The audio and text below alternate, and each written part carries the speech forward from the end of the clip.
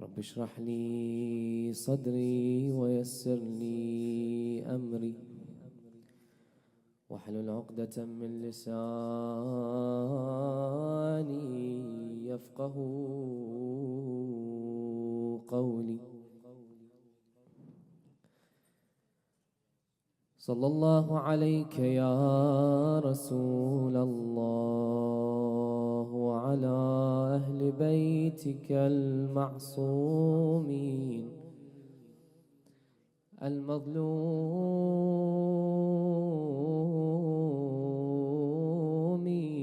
لعن الله الظالمين لكم من الأولين والآخرين. صلى الله عليك يا أبا عبد الله، صلى الله عليك يا أبا عبد الله، صلى الله عليك يا أبا عبد الله، يا رحمة الله الواسعة ويا باب نجاة الأمة، غريب يا مظلوم كربلاء. يا ليتنا كنا معكم سادتي فنفوز فوزا عظيما. أعوذ بالله من الشيطان الرجيم. بسم الله الرحمن الرحيم. إن الذين توفاهم الملائكة ظالمي أنفسهم قالوا فيم كنتم قالوا كنا مستضعفين في الأرض قالوا ألم تكن أرض الله واسعة فتهاجروا فيها فأولئك مأواهم جهنم وساءت مصيرا. صدق الله العلي العظيم. To hasten the reappearance of our Imam صاحب العصر والزمان، صلوا على محمد وآل محمد. اللهم صل على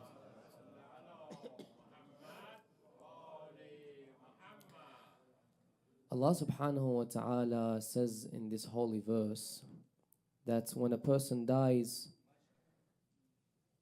then the angels go to them and they say, what was your situation in this world? And this is talking about a certain group of people. What was your situation in this world? They say, we were oppressed. We didn't have the resources we needed. So the angels told them, wasn't the land of Allah subhanahu wa ta'ala vast so that you can travel and experience and obtain the resources you needed? For those, their abode is hell, and that is the worst of abodes. The Imam was asked about this verse. What does this verse mean? Sallu ala Muhammad wa ali Muhammad.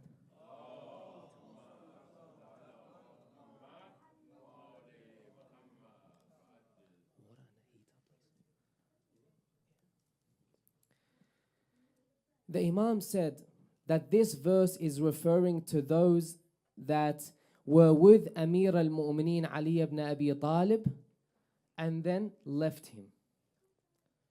The angels asked them, when they're dead, the angels asked them, why did you leave your Imam? Didn't you know he was your Imam? They say, no, we didn't have the resources. We didn't know. We didn't stick to our ground when there was misconceptions revolving around in the community. So the angels told them, why didn't you, wasn't the signs of Allah, the Quran, the narrations, weren't they clear? So for those, the Quran says, they're eternally going to be in hell, and that is the worst of abodes. This verse can be spoken about in different from different directions and dimensions. But today, we want to speak about the topic of, who's been keeping up with the list? Not many. The topic of identity. Our identity. We'll speak about this from a few different angles. But before we do that, we want to understand what identity is. Identity is made up of different components.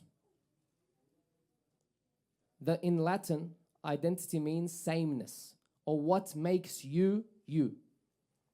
And it's made up of different components. The moral compass, the ethics, the intellect of a community, the principles of an individual. All of these make the identity of a person.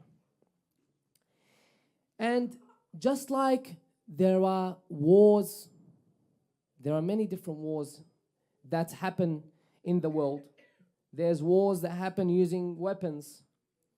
There's other wars known as the Cold Wars that involved trade wars or so on and so forth. There's also biological wars or biological warfare, where one country would attack another country using some sort of disease or a plague and cause many people to be killed. There's all these types of wars. Another form of war is the war on your identity and my identity. There's an ongoing war on people's identity. And we find that the world is moving very quickly and many changes happen. If I do not have a strong identity and stick to it, then there is nothing else that's going to anchor me to my grounds, anchor me to my beliefs, anchor me to my religion. If I let go of my identity, then in this world that's changing so fast, my identity will disappear with it. And you find globalization. Globalization means basically how the world is coming closer. That's one way to look at it. In a world of globalization, you find everything is coming extremely close. Before, if a person wanted to speak to their relatives that are in the same country, it wasn't that easy. It wasn't as easy as it is now. Now, it's extremely easy. Just like that's become easy, other things have become easy as well. Before, the people of the East, of the more conservative environments, used to look at the West and look at them in a way that these people have no morals. They have nothing left of their identity. Now, this is impacting all other environments. Why? Because the world is becoming one big town. In this big town, there are things that are going to become unified. One. Like what? Like the morals, the principles, and the ethics. These things that make up our identity, they become unified in this big town. And which identity supersedes and exceeds and takes over? It's the identity that is anchored and the stronger identity. Now, in this speech, we'll cover a few different points. Number one is, what is our identity? And what makes up our identity? Number two, how is our identity stolen from us? Number three, how does religion protect our identity? And then we'll speak about how we can preserve our identity. We'll do that after Allah salawat ala Muhammad wa ali Muhammad.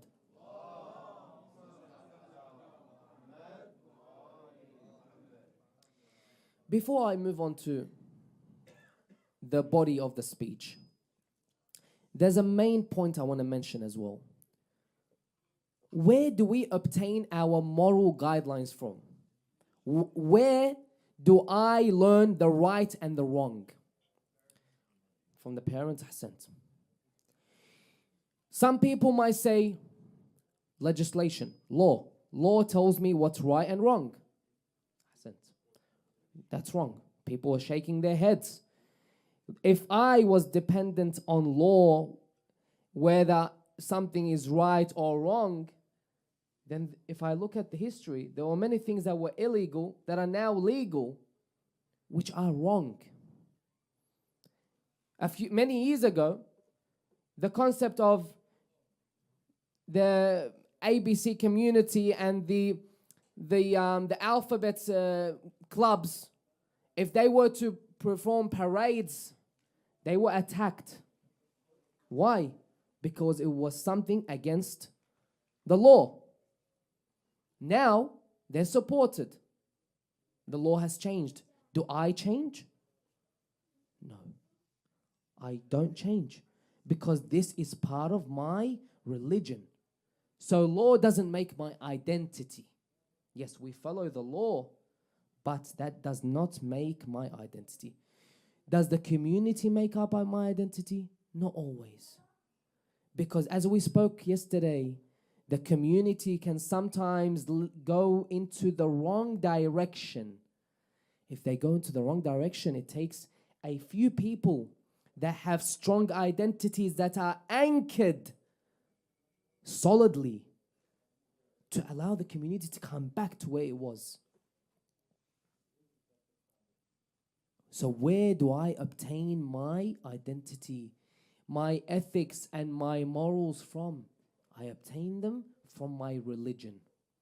Now, what is our identity? Our identity as Shia, followers of the Ahlul Bayt, is that of the identity of a mu'min, a believer. And when I say mu'min, I mean the brothers and the sisters, the mu'mineen and mu'minat. That is our identity. Now,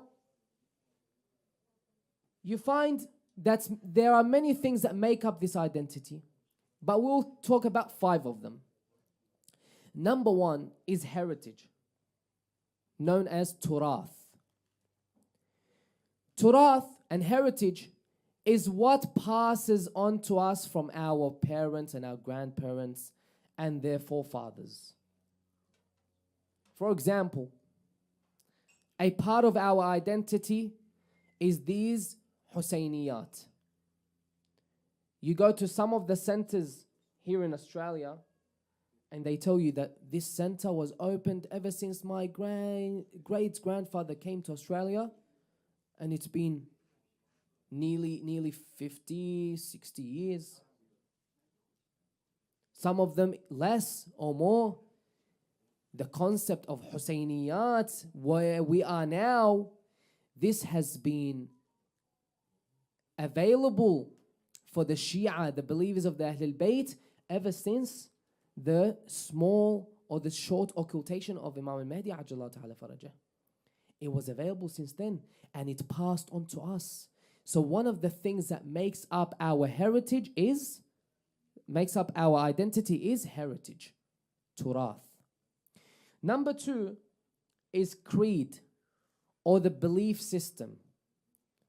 In Arabic, it's known as aqidah. Our beliefs contribute to our identity. One of the main beliefs that we have as a mu'min that distinguishes the mu'min and the mu'minah from others is the belief of imamah.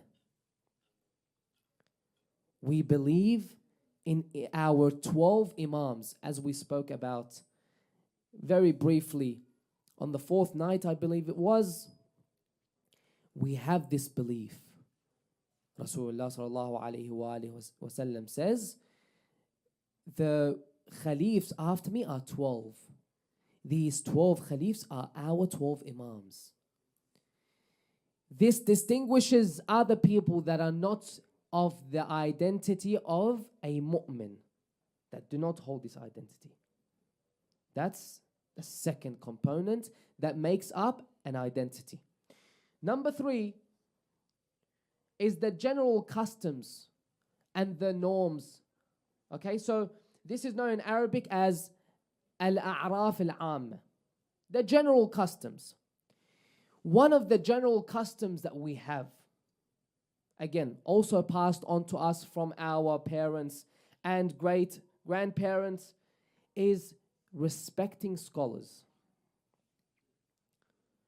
For example, if a scholar was to walk into the door now, we would get up, we respect them, and provide our salams to them.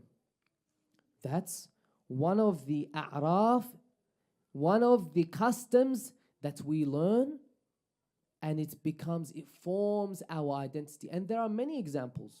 I'm just giving you a quick example, and the speech doesn't allow us to cover everything. Or when the speaker is speaking and a scholar walks in, then they stop until the scholar walks in and sits down. That's some of our customs. Number 4 is the general behaviors or the public conduct. What's an example for this? General behaviors. When Muharram comes in, when we come to the month of Muharram, we find that our behaviors are unified. How? We all come to the Husayniyah. We wear black. We gather and we mourn Abi Abdullah al-Hussein. Our behavior unifies us. Our behavior is what makes up our identity. Therefore, if I realize the behavior is not making up, is against my beliefs, or my morals are going against my religion, then I should question my behavior. I should improve my behavior, because the mu'min does certain things, abides by certain things, and there are other things that the mu'min does not come close to. One of the behaviors that we are accustomed to is our connection to Imam al-Zaman, Ajjallah Ta'ala Farajah. Our connection with our Imam. And this is passed on to us through our fathers and our mothers. There's a story of a scholar. This scholar was traveling in Iran.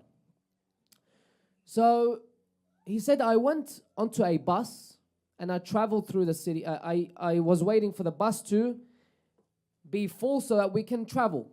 So he said, when I sat on the bus, I said, oh Allah, don't allow me to be next to someone that's not going to be comforting throughout this trip. Someone that's not a follower of the Ahlul Bayt like me. So he said, I waited. The bus was about to leave and there was no one that sat next to me. I said, Alhamdulillah Rabbil Alameen. He said, all of a sudden, before the bus left, there was a man that walked into the bus. Didn't look like a person that was of the same beliefs, a mu'min. Didn't look like a mu'min. Again, judging a book by its cover. He said, I wasn't very comfortable with that. So he said, he sat next to me. We didn't talk. As we were traveling, and they were traveling for a long distance, he said the time for prayer came. He said, I didn't say anything because, there's already an idea of people not liking scholars and people with a turban in Iran at that time. So I didn't want to inconvenience people. So he said, I waited. We were going to reach a rest stop soon. I was going to pray there. But he said, the man next to me, he got up, he told the bus driver, we need to pray. Let's stop. The bus driver was mocking him. He was laughing at him. He said, you want us to stop in this desert and pray? How so? Look at where we are. They kept going back and forth. The man told him, if you don't stop right now, I'm going to throw myself out of the window and then you have to deal with my body. The bus driver said there's no other option, so they stopped. Again, judge the book by its cover. Turned out this man was something different. Okay, let's find out more about this person. They say that the scholar says, when we went out to pray, I prayed with him, and then we came back to the bus. I told him, tell me about you. What's your story? You know, you look like something, but you do something else. He said, I don't blame you. He said, I was the only child for my parents, and they sent me to France to study. So, as you can imagine, I was as far away from religion as possible. He said, when I was there, I was studying medicine, and I came to one of my final exams so that I can obtain my qualification. He said, because I lived very far away from my university, I had to catch a taxi. He said it was a very cold morning. We caught a taxi, and on the way there, the taxi broke down. There was no service stations. There was no repair shops. There was nothing nearby. And there was no chance that I was going to make it in time for my exam. He said, I basically lost hope at that moment. And I sat down crying and thinking to myself, you know, what have I done in my life that caused this? I've been set back a whole year now because of this. He said, as I was thinking and crying, I remembered my grandmother. My grandmother would always call, Ya Sahib al-Zaman. So he said, every time she was in a difficult situation, she would just call, Ya Sahib al-Zaman. I had no idea what this meant, or what this was. So I thought to myself, if this is a man that can change my situation, then let me make a promise. He said, I promised that, he said, O Sahib al-Zaman of my grandmother. That's what he says. Ya Sahib Zaman Jaddati. If you get me out of this situation and I go to my exam, then I promise you that I will pray on time every single day of my life. So he said, I said that, not knowing whether to believe something is going to happen or not. He said, we just waited a bit. He said, then a man came.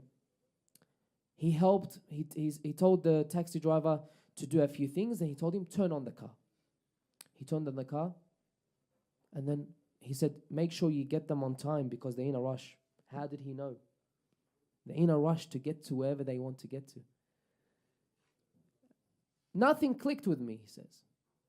But then he spoke to me in French and he said, I have fulfilled my part. Now it's time for you to fulfill your promise. Sallu ala Muhammad wa ala Muhammad.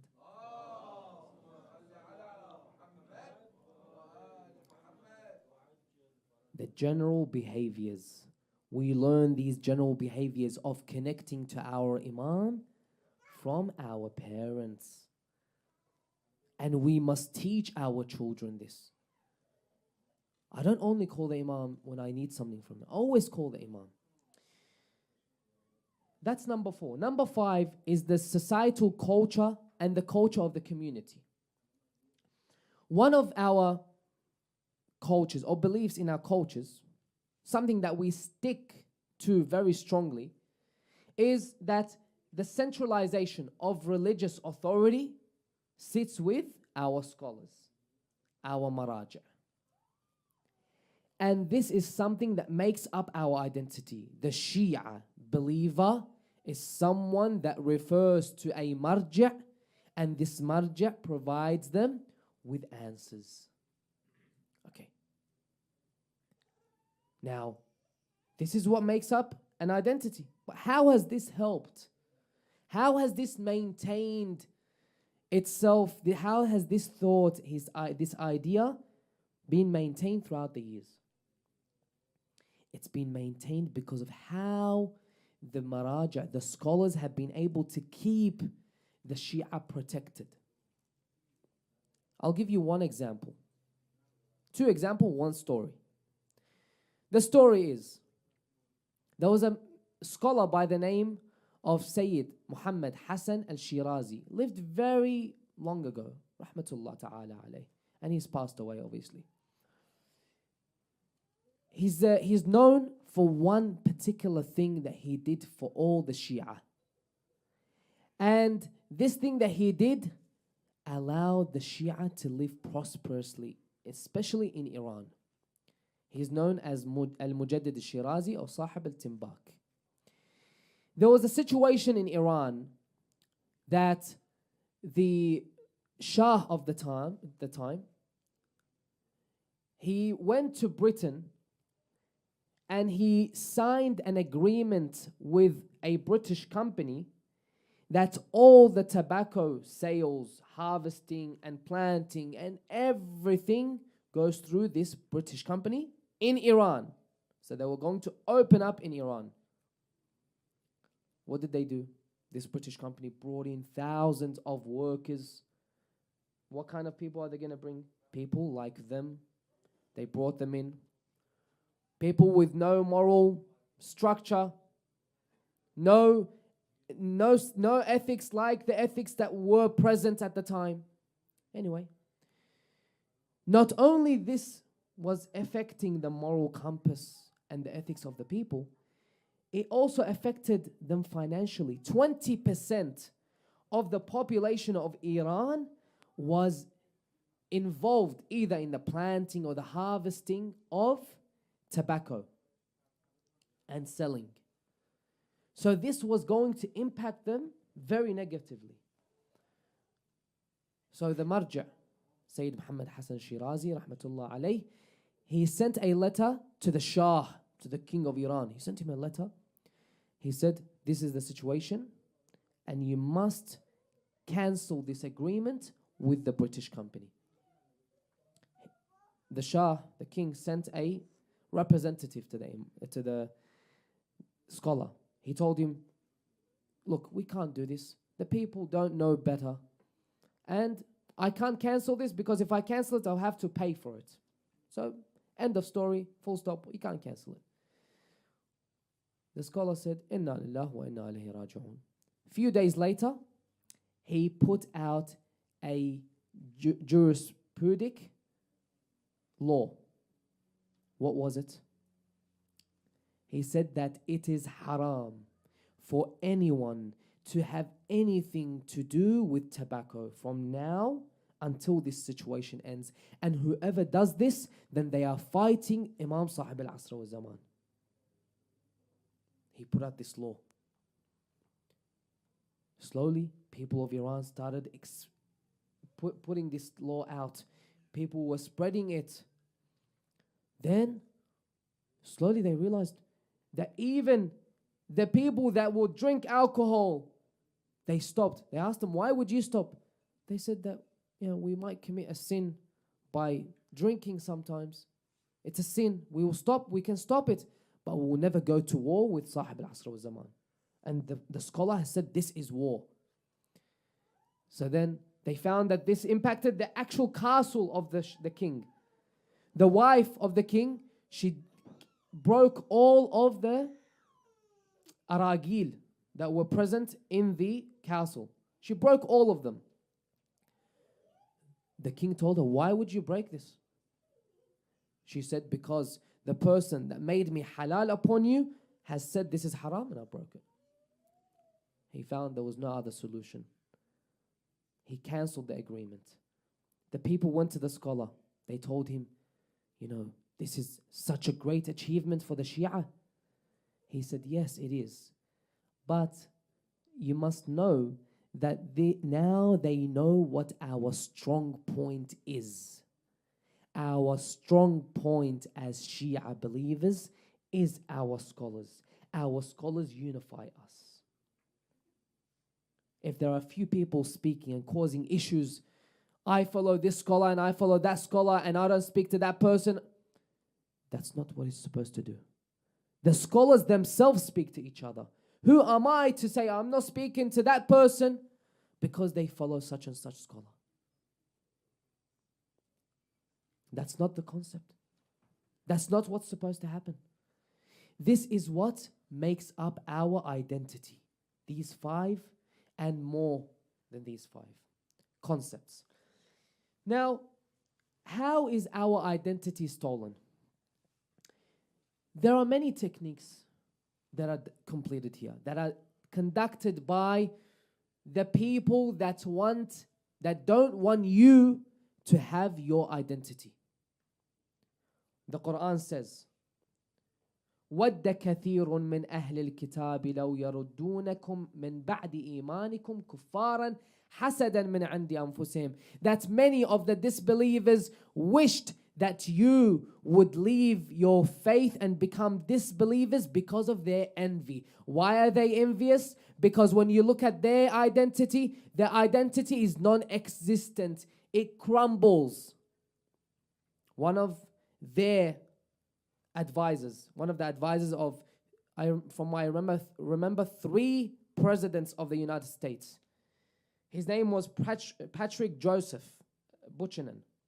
He says that there are 4 issues in the Western identity. Number 1, there's cultural and moral decay. Number 2, there's loss of national identity. Number 3, there's decline in religion. What religion do you see in the West? There is no religion left. There's only a handful that hold on to their beliefs. Everything else is gone. And number 4, he says, there's an overreach of liberal ideas. LGBT, all those ideas. They're becoming stronger in those environments. Why? Because they didn't hold on to their identity. How are we going to hold on to our identity? We'll speak about it soon. But this is why they decide to steal our own identity. Because they know that with this identity, they're not able to infiltrate. They'll throw a poison, and then they'll send a message after that. They want to see how strongly people are holding on to their beliefs. Trump says he's going to remove everyone out of Gaza and change it into a Riviera. They want to see how people are going to react.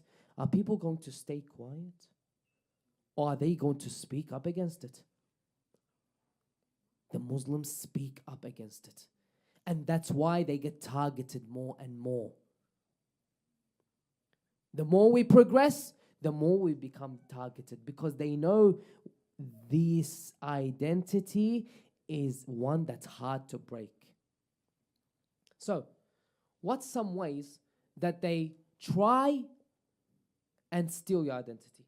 Number 1, it's via social media, TV networks, movies, and cartoons. How? Anyone will ask me how. Sallu ala Muhammad wa ala Muhammad.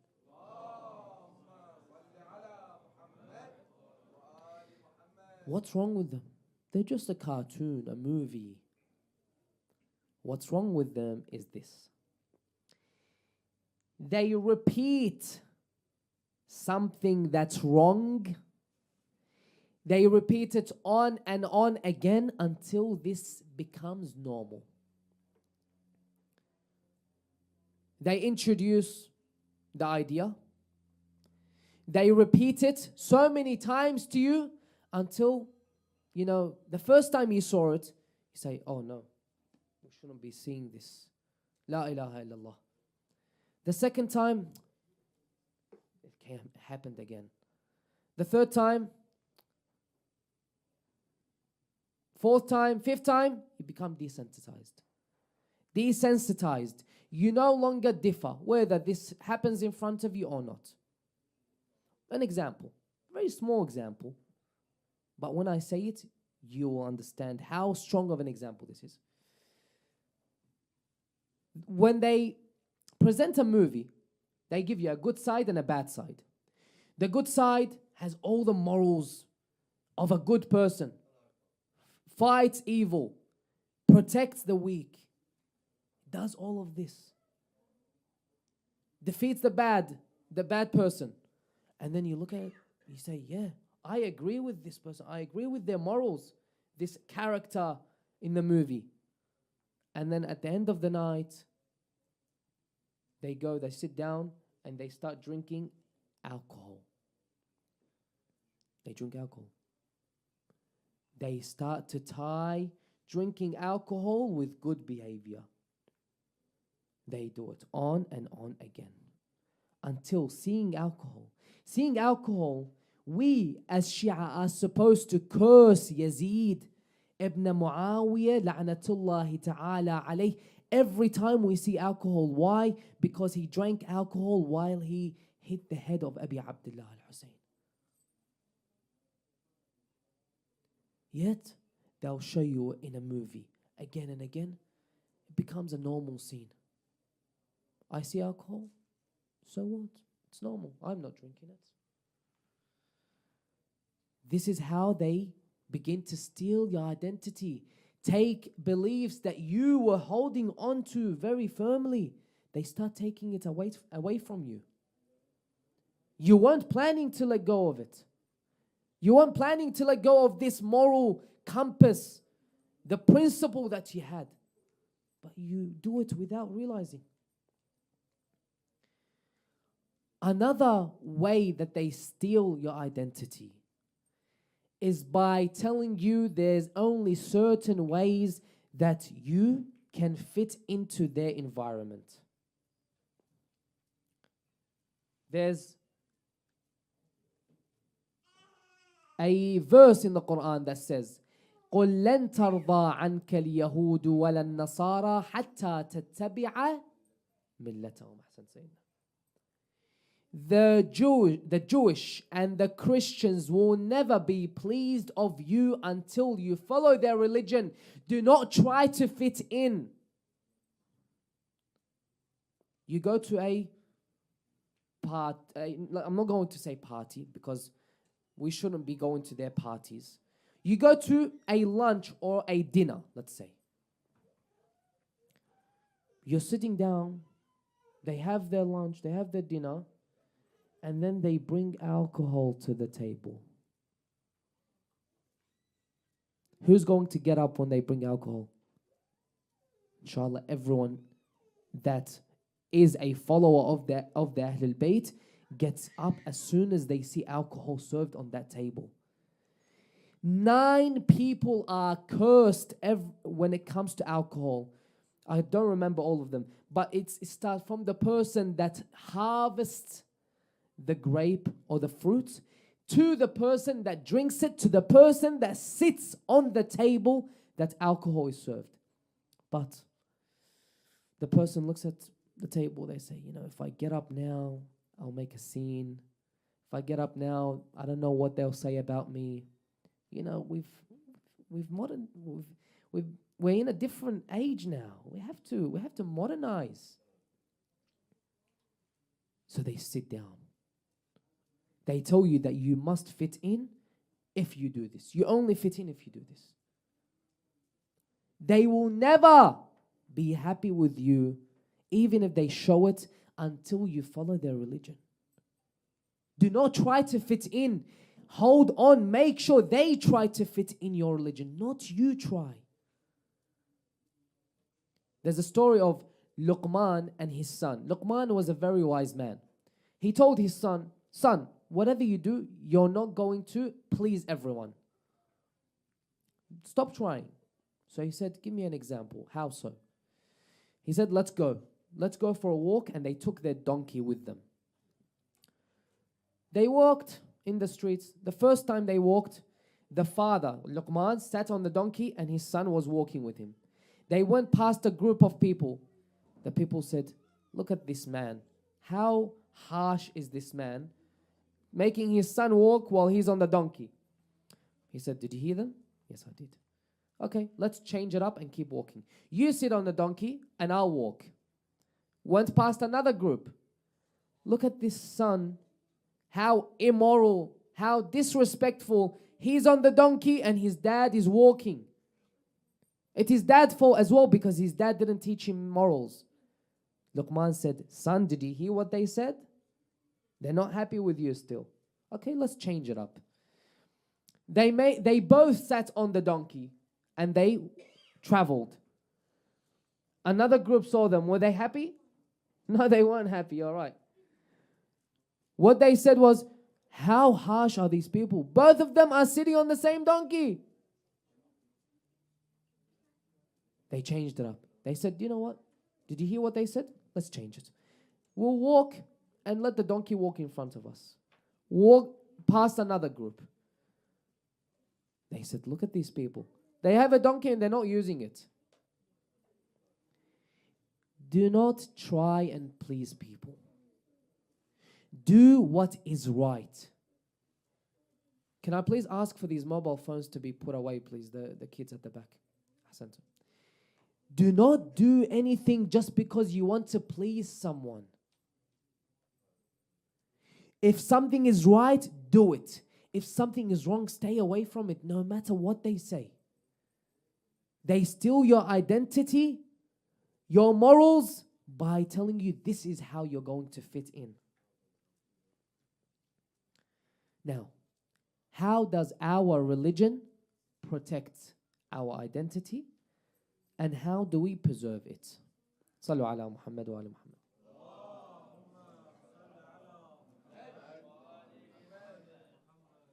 You'll find it all ties into each other.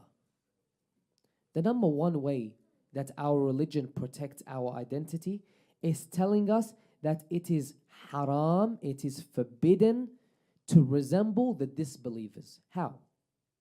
Does religion have a problem? Do they want to attack? No. It wants to protect the identity of the believer. The narration says, this is a Qudsi narration. So it's a narration, the words of Allah subhanahu wa ta'ala, but not from the Quran. It says, Sallu ala Muhammad wa ala Muhammad. لا تلبسوا لباس أعدائي ولا تأكلوا من مآكل أعدائي ولا تشاكلوا أعدائي فتصبحوا أعدائي كما هم أعدائي. That do not dress the same way they dress. And I'll elaborate.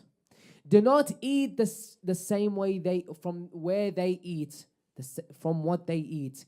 And do not resemble them. Who? The disbelievers. My enemies, Allah subhanahu wa ta'ala says. Because you will become my enemy just like they are my enemy. Don't dress like them. If for the lady, it has an example, and for the man. For the lady, the disbeliever doesn't wear the hijab. Don't resemble them. Leave them. For the man, for the believer, dress modestly. There's a difference between modest clothing for the man and immodest. And everyone here knows what's modest and what's immodest. Do not eat from what my enemies eat, Allah says. Don't eat what's haram. If I know something's haram, I stay away from it. If I think something might be haram, maybe, stay away from it. Lollies, junk food, restaurants, anything that you think maybe might be haram, stay away from it. And then the narration says, do not resemble them.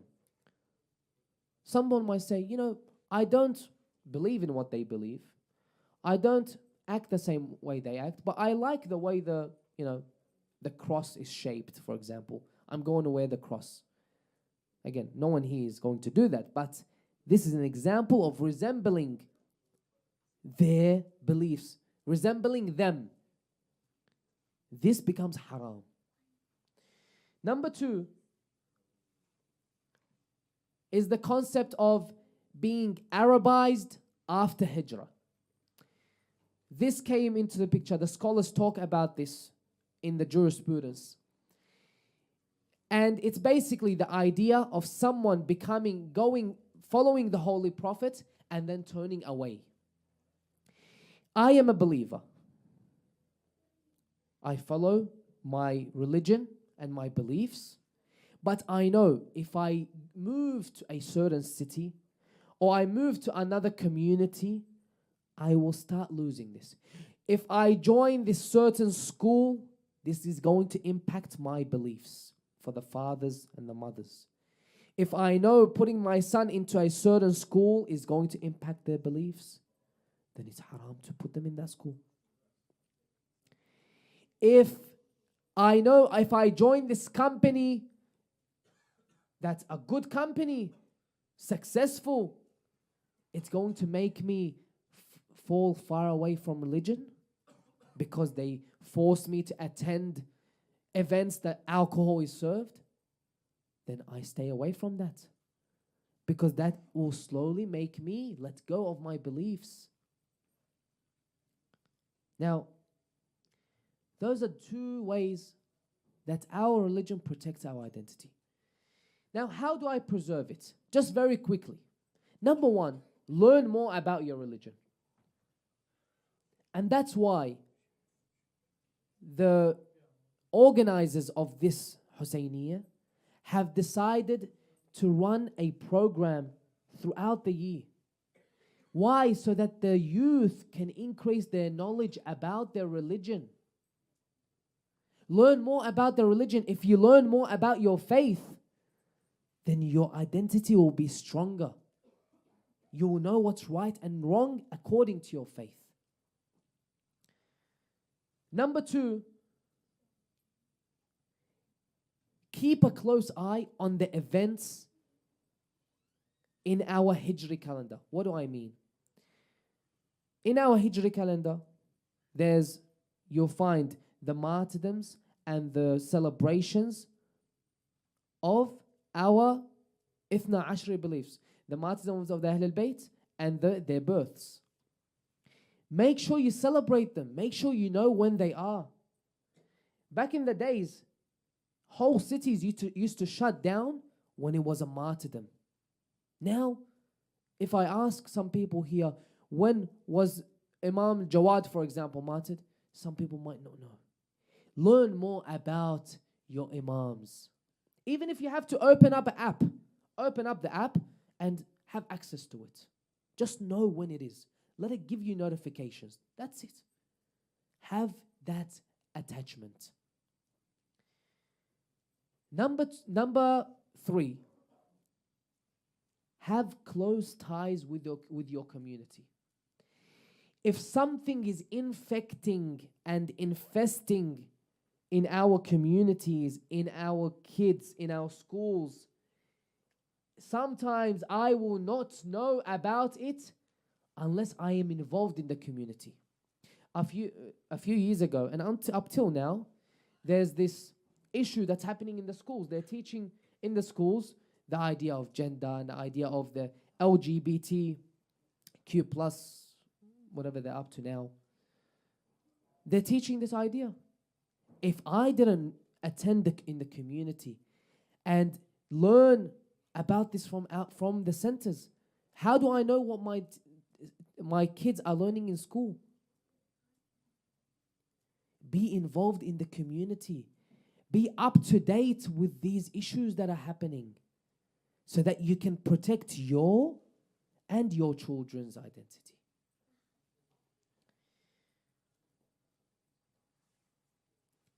Now, in Karbala, on the day of Ashura, Abu al-Fadl al-Abbas alayhi salam asked his brother Abi Abdullah to go and fight the enemies. Imam al-Hussein told him, you're the flag bearer. I can't let you go this easily. If you are killed, then my army collapses. So then they heard the children screaming and calling for water. Imam al-Hussein alayhi salam told Abu al-Fadl al-Abbas, if you must, then go and ask for some water for the children. He went. They didn't listen. He got permission from Abi Abdullah to go and fight. He went and fought the enemies. He got to the water. He picked up the water. He didn't drink. He said, my brother's thirsty. I'm not going to drink. There's a point I want to get to here. He wanted to get back to the camp to deliver the water. One person hid behind the tree, the other person hid behind another tree. One person came out and slashed him on his right arm. What did he say? He says, Wallahi in qata'tumu yamini inni uhami abadan an dini. That by Allah, even if you cut my right arm, I will still defend my religion. Holding on to your identity, no matter what.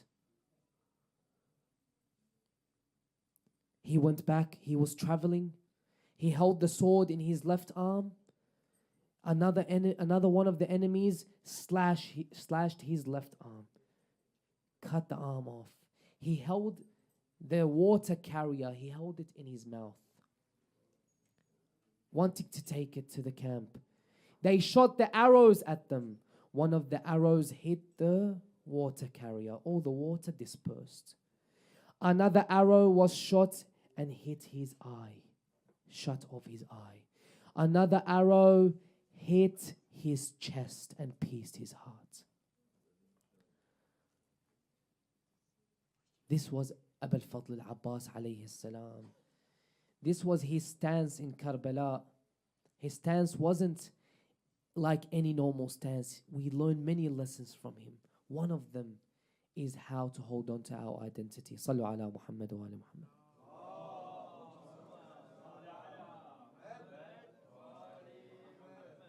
نعم. يقول الراوي لما لم يبق مع الحسين عليه السلام إلا العباس جاء إلى أبي عبد الله يطلب منه الإذن بالقتال قائلا هل لي من رخصة؟ فبكى الحسين عليه السلام.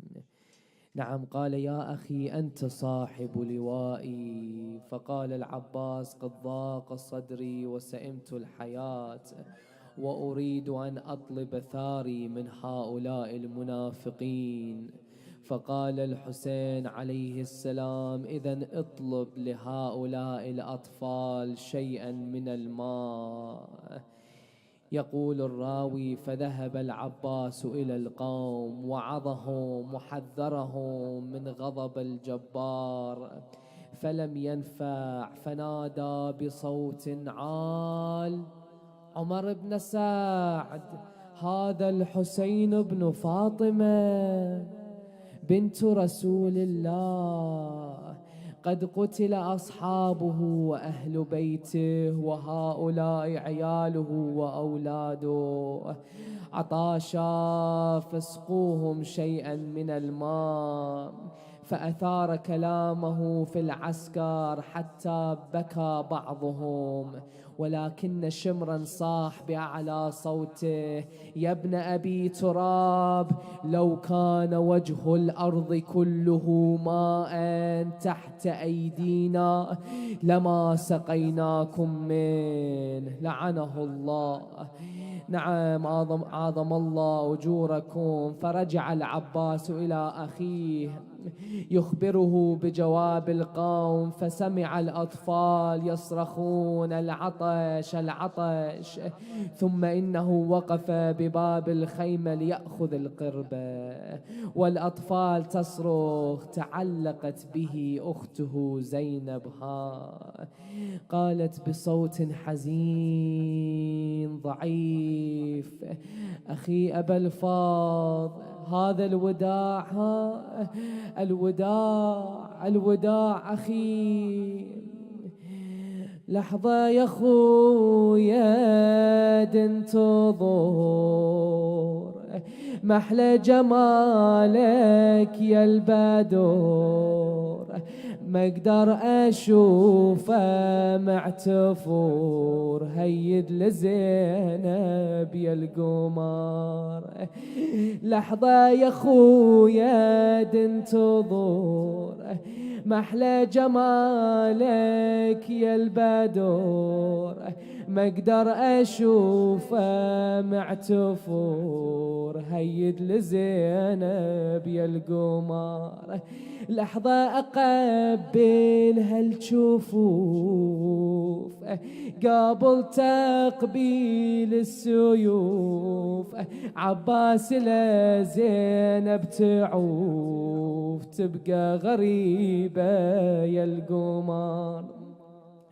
لحظة أريد أشم منحارك يشبع منك وانظرك، أشتاق يا خويا المنظرك، من هو بعدك مثلك قمر، من هو بعد عينك إلي، من هو يعدل محملي، من هو يكفي البنت علي، ترضى أجانب يا القمر. شو تقول له؟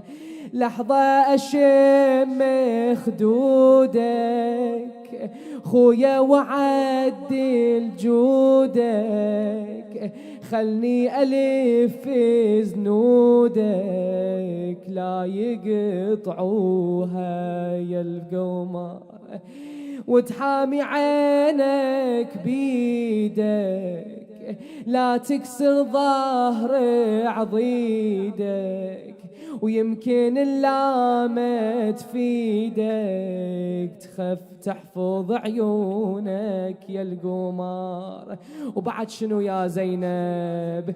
سلم على أم الزهرة ولا تنسى ابويا تخبره، بنتك بقيت من ستره لمن مضى وراح القمر، لمن مضى وراح القمر. نعم ركب جواده ومعه اللواء واخذ القربة، فأحاط به 4000 فارس ممن كانوا موكلين بالفرات، ورموه بالنبال فكشفهم وقتل منهم جماعة، حتى وصل إلى المشرعة ركز لواه ونزل إلى الماء، فلما أحس ببرد الماء وقد كظه العطش اغترف غرفة من الماء، ثم تذكر عطش الحسين وقال لا والله لا أشرب الماء وأخي الحسين عطشان، يا نفس من بعد الحسين هوني وبعده لا كنت أو تكوني، هذا حسين وارد المنون، وتشربين بارد المعين، غرف غرفة بيمينه وراد يشرب راد يشرب، وقلبه من العطش نيران تلهب تلهب، ذكر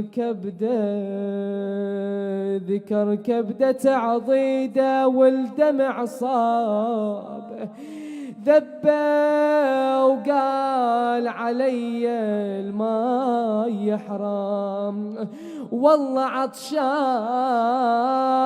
شلون اشرب واخويا حسين عطشان وسكنة والحرم واطفال رضعان،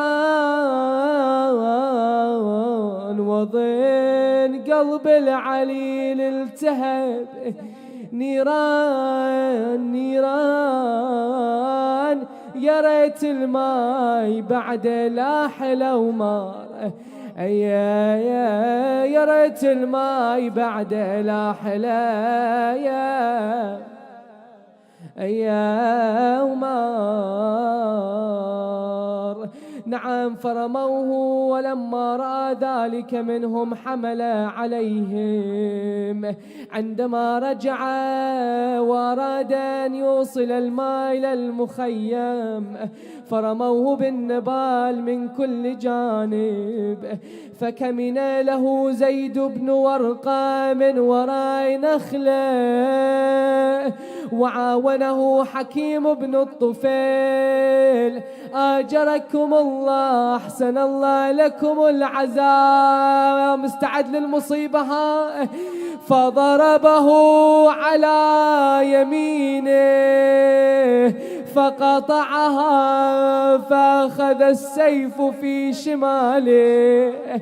قال والله إن قطعتم يميني إني أحامي أبدا عن ديني وعن إمام صادق اليقين، سبط النبي المصطفى الأمين. فقاتلهم نعم وقد أعياه نزف الدم، فكمن له حكيم بن الطفيل فضربه بالسيف على شماله فقطعها. نادى يا نفس لا تخشي من الكفار وأبشري برحمة الجبار مع النبي المصطفى المختار. قد قطعوا ببغيهم يساري فأصلهم يا رب حر النار. وعند ذلك وقع السيف من يده وأخذ القربة بأسنانه، ولم يكن للعباس هم إلا أن يوصل الماء إلى المخيم. فرموه بالسهام فسهم أصاب القربة وسهم أصاب عينه وسهم أصاب قلبه. رحم الله من نادى وعباسا ومظلوما. تعنى من الخيم للعلق محسين يصيح بصوت يا عضيد وقعت وين. بعد ما اشوف دربي يا ضوى العين يا خويا الكون كله بعيني يظلم. نعم عندما أتاه الحسين انتبه العباس أن شخصا يتقدم منه. قال يا هذا إن كنت تريد قتلي فأمهلني حتى يأتي ابن والد الحسين ودعه ويودعني. يقول له يا عباس يا عباس ما نحسين يمك واختلاط دمع بفيض دمك، سكنة تسلي الولد باسمك، تقل ساعة ويجيب الماء عمك. الحسين نعم عندما رجع الحسين إلى المخيم لم يعلم ماذا يقول. نعم فانحنى ظهره ونادى خويا انكسر ظهري ولقدر اقوم وصلت مركز يا خويا الكل الهموم. يا خويا استوحداني بعدك القوم ولا واحد علي بعد ينغام. نعم هذه مصيبة عظيمة على قلب مولانا، ولكن الأشد ألما كيف يخبر أخته العقيلة باستشهاد أبي الفاض. يقول الراوي لما رجع أبي عبد الله من مصرع أخيه رجع وهو يكفكف دموعه بكمه فتلقته أخته الحوراء زينب. أبا عبد الله أراك راجعت وحيدا فريدا، أين ابن والدي؟ أين أخي العباس؟ قيل ما كلما بشيء، بل راح إلى خيمة العباس وأسقط عمود الخيمة على الأرض. يعني عباس راح يا زينب، عباس مات، قتلوه. كأني بلسان حال زينب يا ابو فاضل، تدري بالطفل المدلل يا ابو فاضل، يا ابو فاضل على الماء يشقد توسل يا ابو فاضل. وين صوتك ها يا ابو فاضل؟ تحيرني شلون تقبل يا ابو فاضل، يا ابو فاضل اليتامى كلها تسأل يا ابو فاضل، يا ابو فاضل عم شو عمنا تعطل يا ابو فاضل، من نجيك شلون اندل. شي يقول لها لا تجيني، لا تجيني زينبي كتلج ونيني، لا تجيني مقطعة يسرايا ويميني، لا تجيني، لا تجيني والسهم نابت بعيني، لا تجيني، لا تجيني. عباس تسمع زينبا تدعوك، من لي يا حماية إذا العدا نهروني. اللهم كن لوليك